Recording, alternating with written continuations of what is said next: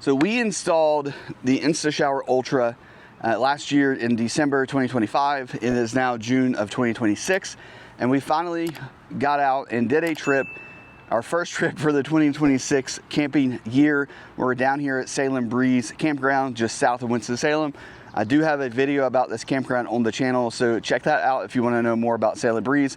It is a fantastic location if you're coming to the Triad area.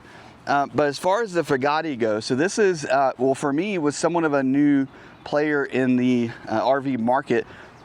They've been around, I just hadn't really heard of them because they've not really been in a lot of the major brands, specifically Airstream for me.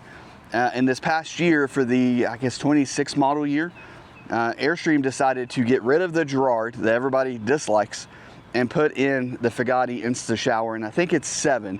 So there's a few different models, and depending on the model, you get a different BTU rating and some different features. The InstaShower Ultra is going to be the top of the tier with all of the different water heaters that Fogatti offers. So Airstream didn't choose to put this one in the International and the Flying Cloud, or basically everything that had the Girard now has a Fogatti InstaShower 7. I wish they chose this one because this is a fantastic water heater.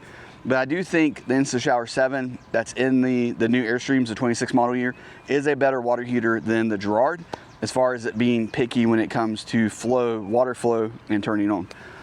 So I want to answer a few questions. One of them, I'm going to start right off the bat, and that is, what is a instant water heater or a on-demand water heater? And the reason that I want to bring this up is Laura pointed out to me that she basically said you need to talk about what it is and why it's different, because she didn't fully understand what it was and the differences. And for instance, she kind of thought that when she turned the spigot to hot, she would instantly have hot water, because we call it an instant hot water heater, and that is not the case.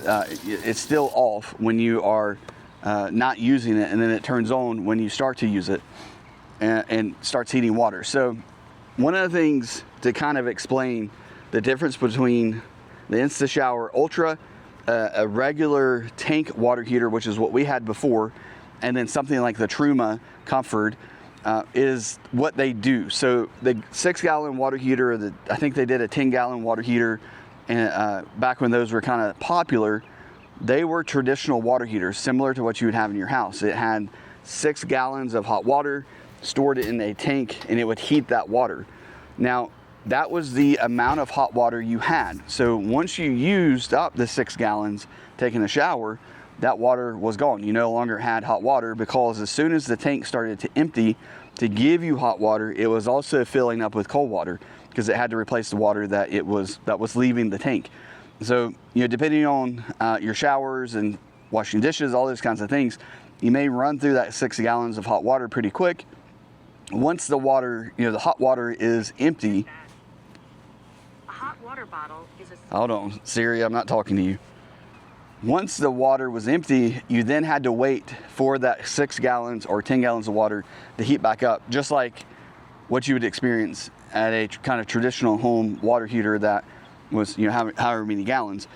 So that was not an instant water heater in the sense that it was just instantly creating hot water. It had to heat the water first. And so when you get to the campground, for instance, if you go and turn the hot water on, you turn the water heater on, you have to sit and wait for that hot water to heat, or the water heater to heat up the water so you'd have hot water. An instant or on-demand water heater doesn't have a tank in it. Now this one does, and I'll talk about that again in a second. It doesn't start heating water until you open the spigot to hot water, or open the spigot over to hot, and it starts seeing flow going through it, and then it will kick on the burner. Most all of these are going to be a propane heater. There's no electric on them except for the control board. They'll have a little bit of 12-volt power, but there's not like the electric element that you'd have in the old school traditional water heaters. So when you turn the hot water on, whether it's the shower, the kitchen sink, the bathroom, wherever it is, this is going to kick on at that point. Now it's off right now, but the controller is on. So if Laura went into the kitchen, turned the spigot on to wash dishes, this is going to cut on and start creating hot water. Now what that means is the water line from the water heater going to the kitchen currently has cold water in it, because this is not creating hot water until we turn on a spigot and we ask for water. and then it will create hot water. Now, the unique thing about these on-demand water heaters is they will generally create hot water as long as you have propane. So you don't have a limited supply of hot water like you did with the tank water heater. Now, one of the downsides with the tank water heater, because it always had 6 gallons to 10 gallons of hot water in the tank, it was heating some of the water in the water line, the hot water line. So you didn't have quite the same distance to get from the tank to the spigot to get hot water. Now, one of the things I've noticed with this Fogatti Ultra, it kicks on immediately. As soon as you ask for hot water, it starts creating, it starts like it sees water, and then you see the flame come on. In the bathroom, for instance, because the bathroom is just right here, you get hot water fairly quick. The kitchen is going to be the furthest sink from this water heater, and it takes a little bit to get there. It's probably 10 seconds or so, and you start feeling hot water come up. But it immediately starts heating the water, and that's one of the things I like about it. Now, the Truma and the Ultra are kind of hybrids.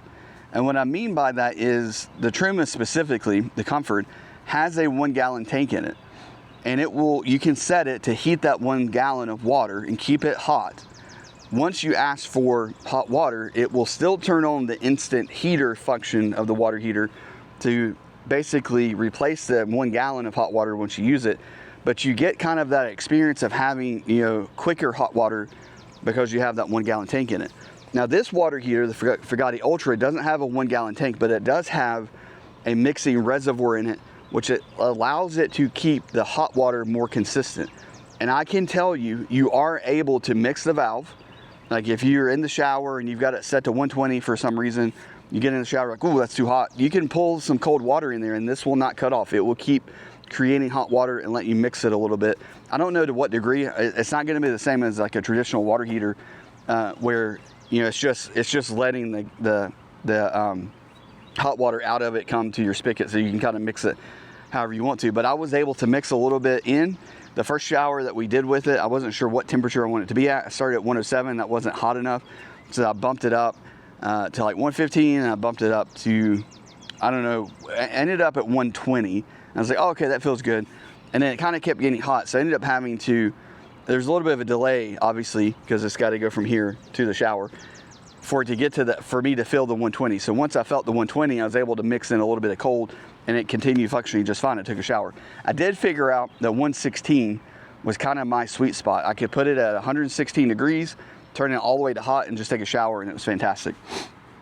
But the mixing reservoir, I think it allows this water heater to have consistent water temperature even when you turn other spigots on, and we were able to do that. You could turn while Laura was washing dishes in the kitchen, I was able to go to the bathroom, turn on the spigot in the bathroom for hot water, and both of us had hot water. And that was really cool about it. And you would have the same experience with the Truma. So the difference there between an instant hot water heater and a 6 gallon water heater, which we had a 6 gallon water heater before we switched to the Ultra. And so Laura was kind of expecting, I'm not sure what she was expecting, but she was expecting it to be instant when you turn the spigot on. And that's not going to be the case. You still have cold water in the line, the hot water line going from here to whatever spigot. You've got to get that water out, and then you'll get some hot water to it. Now, this isn't going to be the ultimate off-grid water heater. It's going to be something like in the Tradewinds or the new Globetrotter that has the Suburban recirculation pump, where it is recirculating hot water to the fixture, and then you get hot water quicker. That's going to be more of like the ultimate on demand. But I do think this is a good substitute for that, because our Flying Cloud doesn't have the plumbing in it to create the circulation system that you need.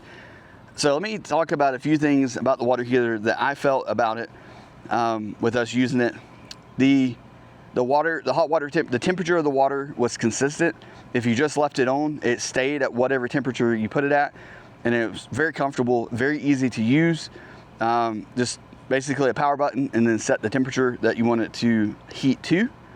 I will say, if you turn the water off, which we do a lot to save how much water we're putting into the gray tank. Also, when we're dry camping, we have to consider how much water that we're putting into the gray tank and try to take quicker showers and not use as much water.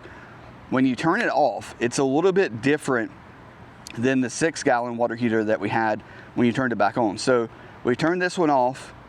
I turn it off at the spigot, you know, lather up and everything, turn it back on. When it turns back on, it has, like, it's the same temperature water. It doesn't get cold or anything. It's still kind of hot. After a few seconds, it will cool down. It's not cold water. It's not a blast of cold water, which I think is what people experience a lot with the Girard water heater. When they cut it off, turn it back on, you get this burst of cold water. It's not that, but it is cooler water. It takes a few seconds, 5 to 10 seconds. You'll get this little bit of cooler water, and then it will go right back up to the temperature. I think it's because the water heater does cut off when you have the spigot turned off, because it's not got flow going, so it has nowhere to send the water that's in it. And then once you turn the spigot back on, it then starts creating hot water. So there is some cooler water that gets into the system, I guess, maybe through the mixing valve, and so it's cooler, but it's still warm, if that makes sense. Like, it's not cold, it's just cooler, and then it goes right back up to the hot water, which I liked that. I preferred that over a cold blast of water, which we got that even with our 6-gallon. I discovered that on the 6-gallon, instead of turning the water off at the spigot, turn it off at the knob mixing reservoir, and then bring it back to where you had it, because those things work off of pressure, and when you turn it off, you turn the spigot off, the pressure kind of changes on it, and so you get a different temperature of water going through it. Now I want to mention a couple of things too. Brad Drivers 13 Adventures did a fantastic video taking this water heater apart and kind of going through all of the parts of it and explaining it. So I wanted to make sure that you guys knew about that video, so go watch it. And I'll link that in the description and probably tag 13 Adventures in this video, because you definitely should go watch that video if you're considering the Fogatti. I also have the video I did in December where I talk about this water heater again. Also, go check out that one, because I go into more detail about the water heater in that video. Of course, we install it and everything, but now it's actually in our camper and we've actually gotten to use it a little bit, and I would recommend it. I hope you guys are living riveted. We'll see you down the road. Thanks. Bye.